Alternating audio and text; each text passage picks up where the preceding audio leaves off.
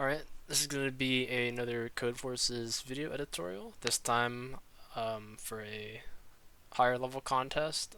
For that reason, I'm only going to cover problems A through D.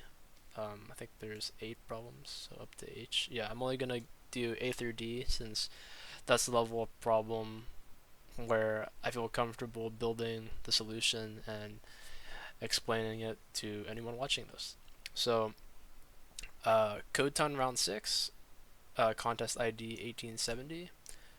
So yeah, I'm going to gloss over the problem statements as usual. This document will be linked in the description. Hopefully these solutions are intuitive and easy to follow. So first problem, MEXanized Array. If k exceeds x plus 1, there is no answer, since if our highest value can be x, then our MEX can be at most x plus 1, no matter what n is. So if k is greater than x plus 1, there's no answer. Similarly, if k is greater than n, there is no answer because in order for our MEX to be k, we need 0, 1, 2, 3, 4, 5, 6, all the way up until k minus 1. So it's k distinct values. If there's k distinct values, we need at least k values in the size of the array. So if k is greater than n, then we can have at most n distinct values, which is less than k, so we can't have MEX be k, no matter what x is. So if either of these scenarios happens, we fail. Otherwise, there's a solution. So let's take care of the MEX requirement first. We need 0, 1, 2, 3, 4, 5, 6, 7, up until k minus 1, so our MEX is k. So the sum of that is of 0 through k minus 1 is the Gaussian sum of k minus 1, which is k minus 1 times k minus 1 plus 1 over 2, so k times k minus 1 over 2. And that's k spots used up, 0 up until k minus 1. So we currently have sum k times k minus 1 over 2, that's our current sum, and we have n minus k spots left.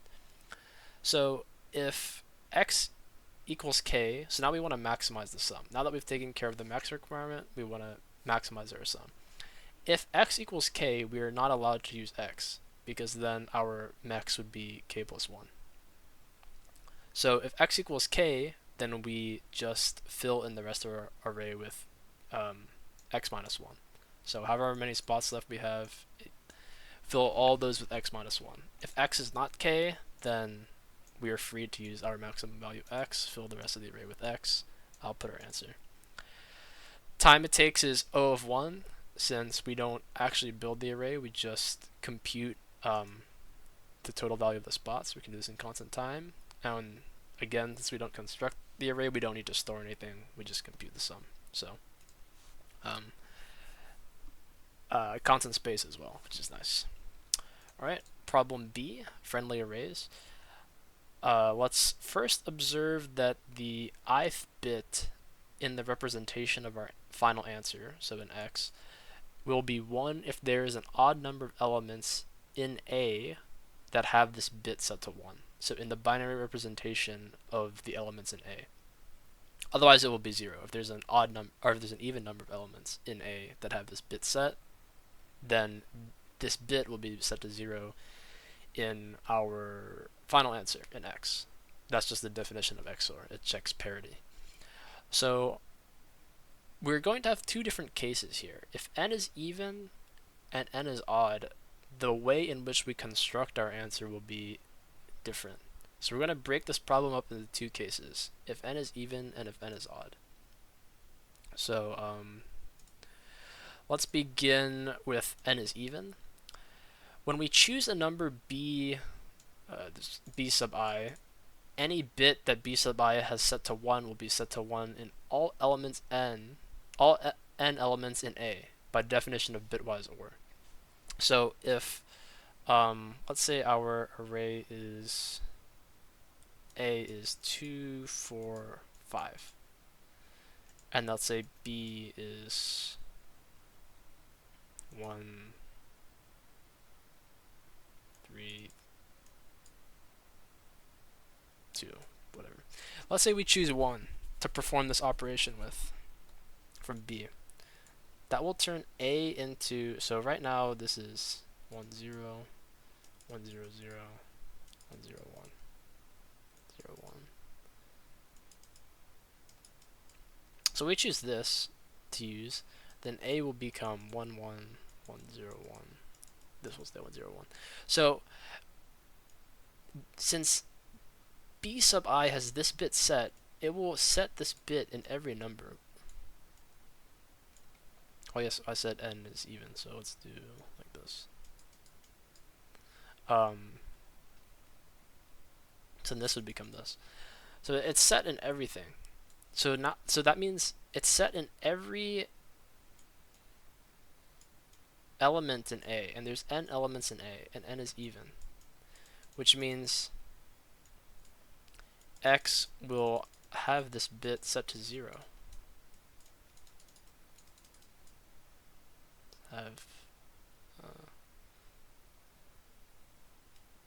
We'll have this bit set to 0. So in our final representation of x, where this is binary, whatever this is, the last bit will be 0, since there's an even number of elements that have this bit set to 1. Okay. So, and this applies to every bit.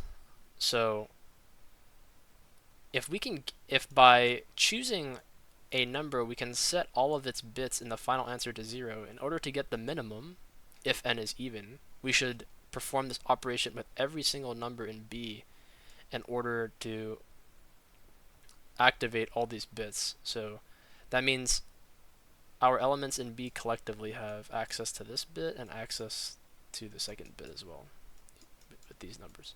So that means we can guarantee that x will have these two bits set as 0.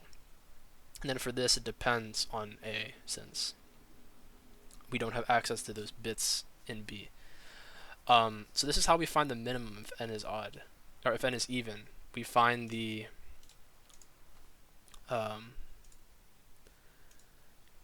minimum by doing as many operations as we can with all the elements on B. So n is even. The minimum, perform every possible operation. So up here we keep track of the counts for each bit. How many elements in A have that bit set to 1? How many elements in B have that bit set to 1? In reality, for B, we only care about if there's at least 1, since if there's one element that has that bit set to 1, we only need 1. So this is how we read and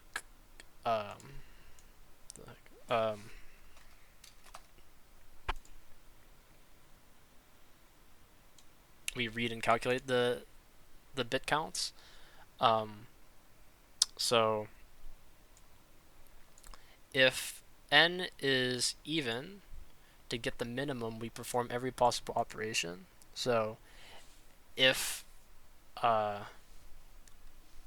the only way a bit in our final answer will be 1 is if we don't have access to it in B of I. Otherwise, we would be able to ensure that it would be 0 if we had access to it in B. So if we don't have access to it in B and the count of elements in A that have this bit set to 1 is odd. The maximum, on the other hand, since using a number in B for an operation ensures that all the bits that number has set to 1 will be 0 in X, the way to maximize X is to do no operations. So if A already has an odd number of bits, or of elements with that bit set to 1, that bit will be set to 1 in our final answer. So we don't do any operations. For if n is odd, it's the complete opposite. To minimize it, we use every, or to minimize it, we do no operations, since every, if this was odd, so let's say like 7, then there would be 5 elements here. And this would guarantee that this bit was set to 1 in our final answer. This would guarantee that this bit was set to 1 in our final answer if we use all of them. So we minimize the outcome by not doing any operations if n is even. So if n is not odd, or if n is odd and n is not even, then we minimize by doing no operations. Similarly, we maximize the outcome if n is odd by doing all possible operations. So how we find the minimum and maximum is just reversed depending on whether n is even or odd. If n is odd, we minimize by doing no operation, or we minimize by doing no operations, and maximize by doing every possible operation. If n is even, we minimize by doing every possible operation and maximize by doing no operations. So we can calculate it that way and then simply output our answer.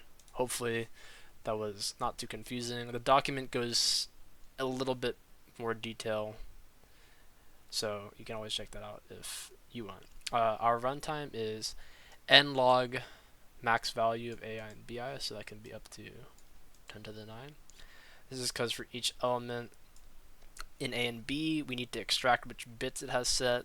The way we do that is we check if the rightmost bit is set by 1, then divide by 2 to get the next bit, and so on and so forth. So that takes log 10 to the 9 time, since these are bounded by 10 to the 9.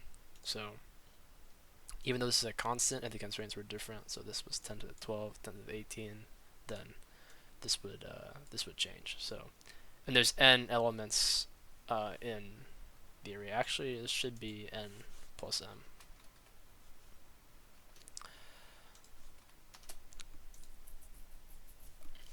And then space, because we need to check all the elements in A and then all the elements in B.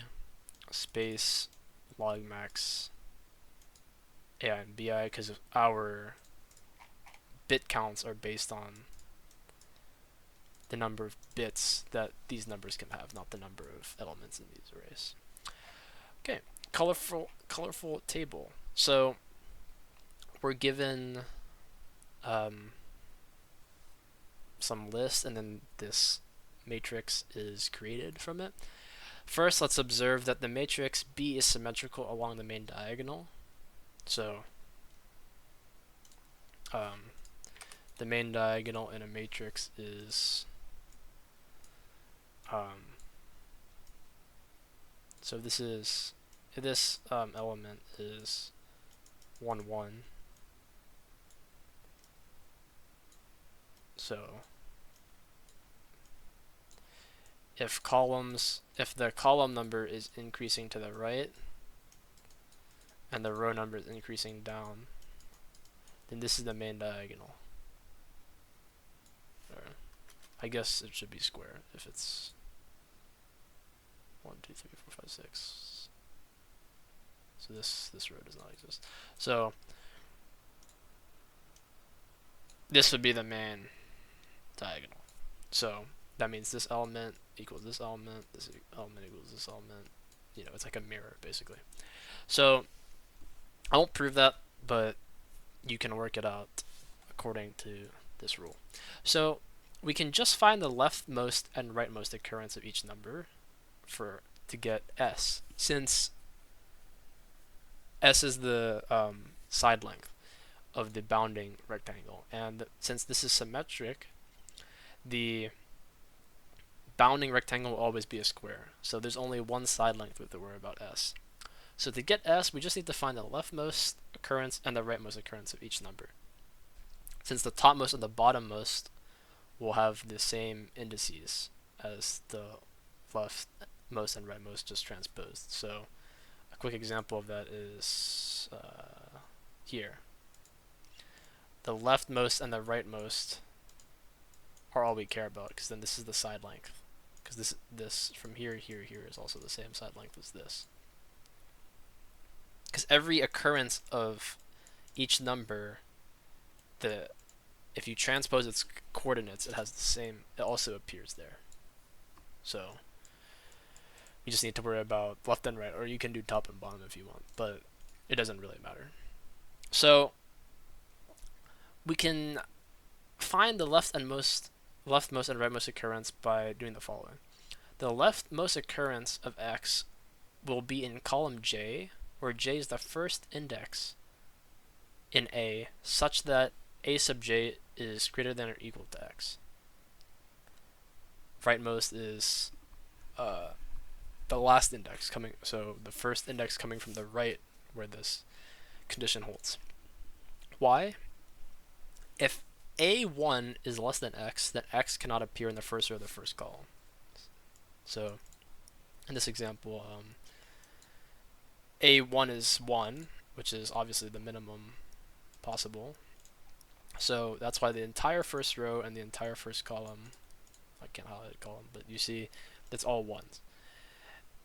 If A of 2 is greater than x, so if our x is 3, this element, A of 2 is 2, the second, then this element is less than 1 and 2. It can't be in any of the first two rows, and it can't be in the first two columns either, because it's less than both of those numbers. So we can generalize this and say if A sub j is greater than x, then the column will appear somewhere, or we can reverse it and say if A sub j is greater than x, then x will appear somewhere in the jth column and the jth row, guaranteed. If A of j equals x, then x will appear at j, whatever that coordinate is. So the first occurrence of x will be in the first row or column where we first encounter x or a number greater than x, assuming that x, if it's a number greater than x, then as long as x shows up somewhere in the array. So we iterate from left to right, keeping track of the greatest number we've seen so far. When we encounter a number that is greater than or equal to x, we fill in backwards what we've seen. So iterate from left to right, keep track of the greatest number we've seen so far. If we find a number that's greater, then we write in that this index is the first index where we've seen a number greater than or equal to all the numbers prior that aren't filled in. So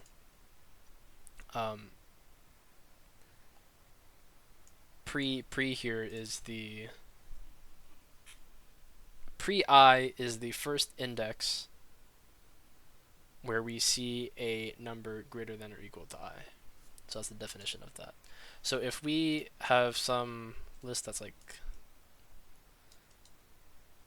say,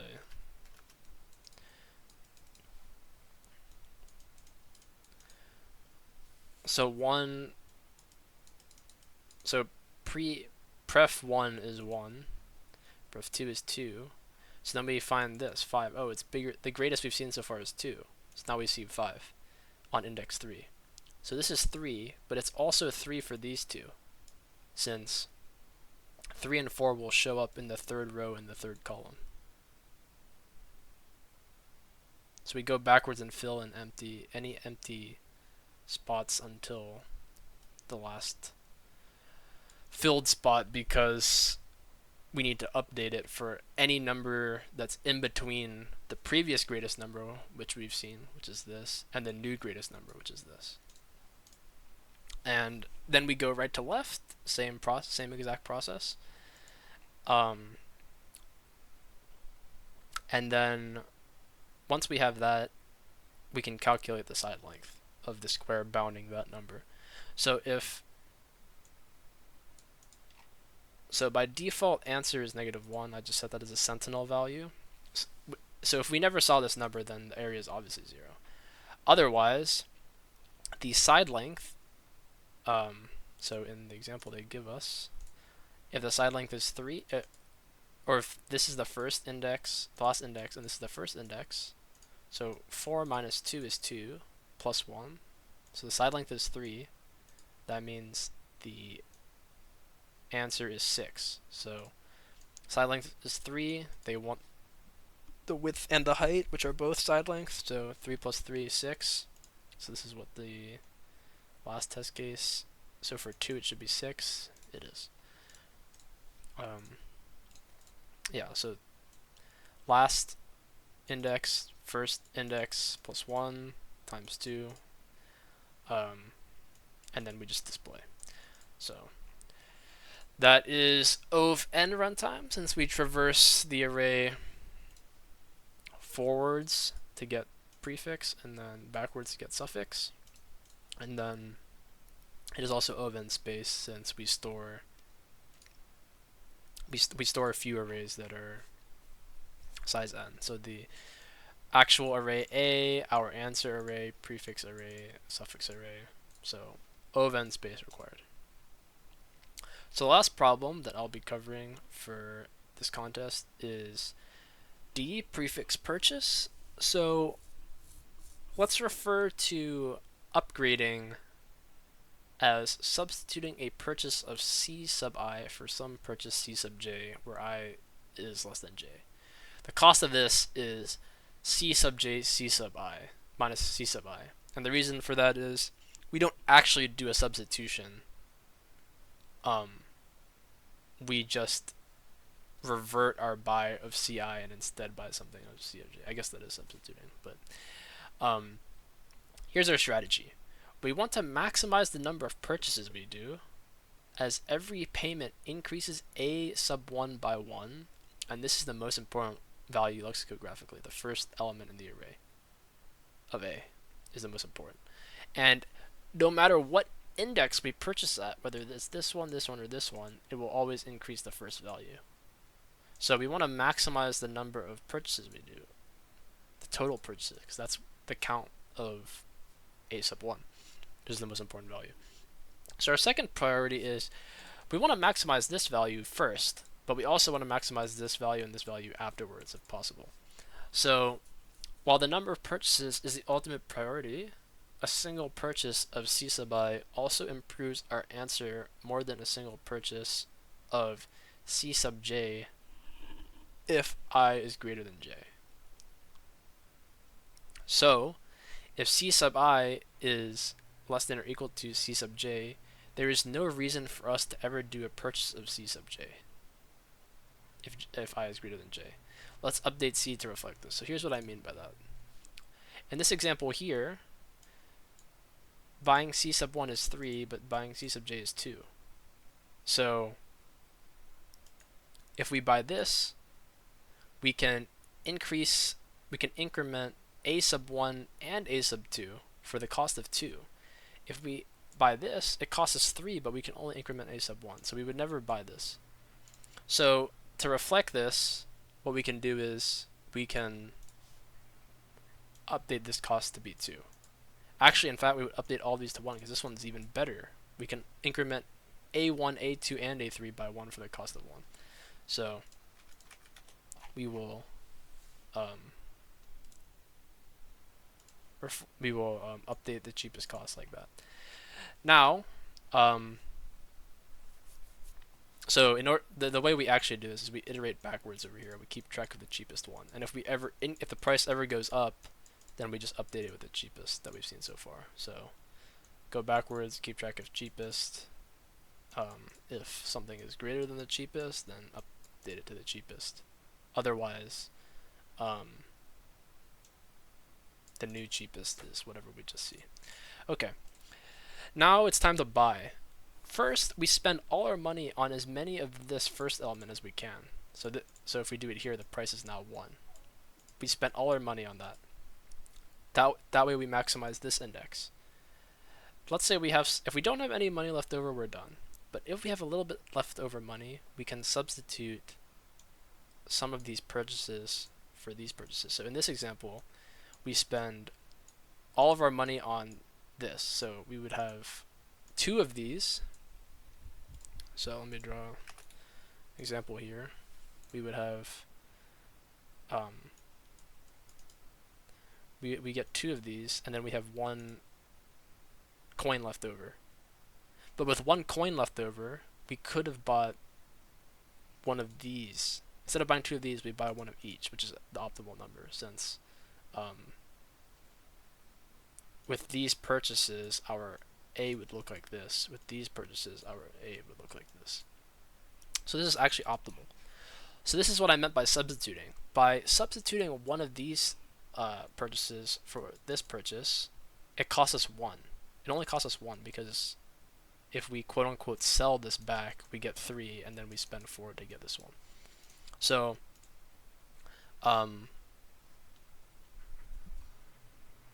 by substituting our purchase, we pay 4 minus 3, and then our buy changes from 2 and 0 to 1 and 1.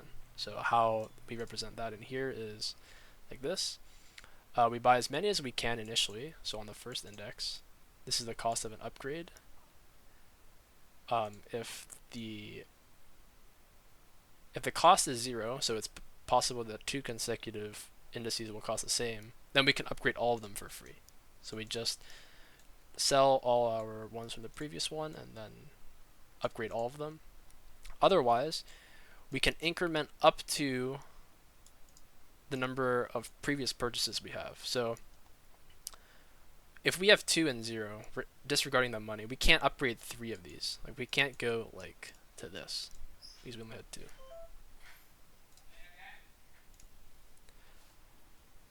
We can only upgrade the number, at most the number we had originally. So we're capped by the number of previous purchases we had, and we're also capped by the money, the remaining money we have. So whichever one is less, we upgrade that many. And since we upgraded that many, then we also have to decrease the lesser purchases. So when we upgraded one of these to this purchase, we had to decrement this when we incremented this purchase. And we also have to pay for the upgrade, so our 1 money became 0 money. So then at this point we have 1, 1, these are our purchases. To get our final answer, we take the suffix sum, so prefix sum backwards basically, and then we get this. This is our final answer.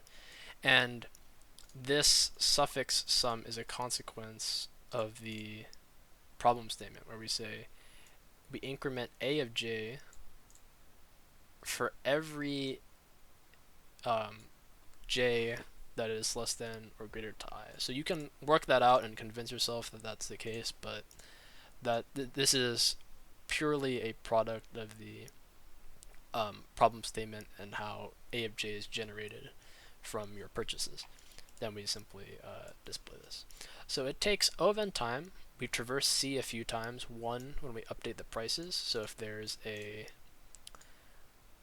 left an index that's further to the left that costs more than an index that's further to the right, so examples like this or like this, we need to update them.